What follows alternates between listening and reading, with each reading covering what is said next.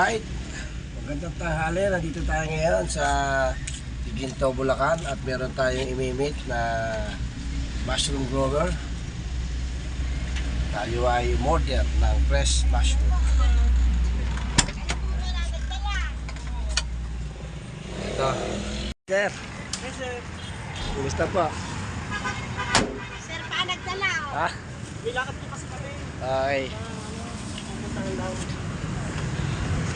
Yan na ba? Abot pa baba. Trabaho Sige. ng ating driver. Ayan. Yan kami. Ilang kilo yan, ma? Ha? 91 kilos, sir? Ha? 90 kilos? 91. 91. Bakit double check na rin po pag uwi? Okay, sige po. Alfonso Cavite. Galing pang Alfonso Cavite.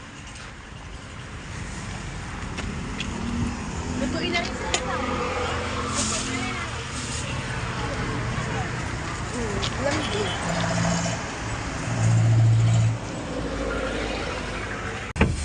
Galing ko maghanap ng mushroom. Ano, Papa?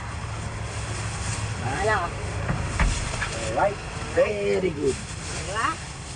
Yung ano yung sa akin.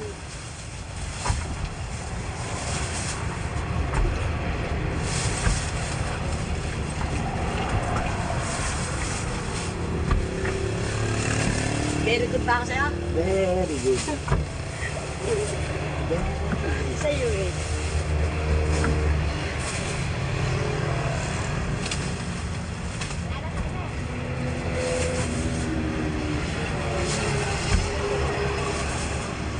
Okay na yung pera, hoy. Ito isang client pa lang namin si Quezon. Opo. Pag nag-order rin sa amin, 900 kilos. Malaki farm ni Sir Don. Malit lang po. Marami akong order.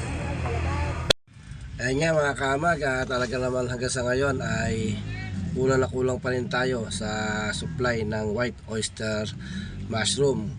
Kaya nga marami tayo na ini-encourage na magpatubo ng kabuti.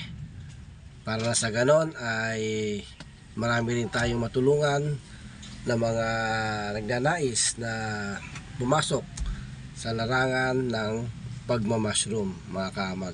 Ang ating niyang in-order na 91 kilos ay nanggaling pa sa Alfonso Cavite, isang mushroom grower. Alright mga kamag, kaya kung gusto mo na magpatubo ng kabuti, bisitahin mo lang ang aking YouTube channel. Marami tayong matututunan doon at pwede rin kayong mag-message sa akin regarding dito sa mushroom. Alright?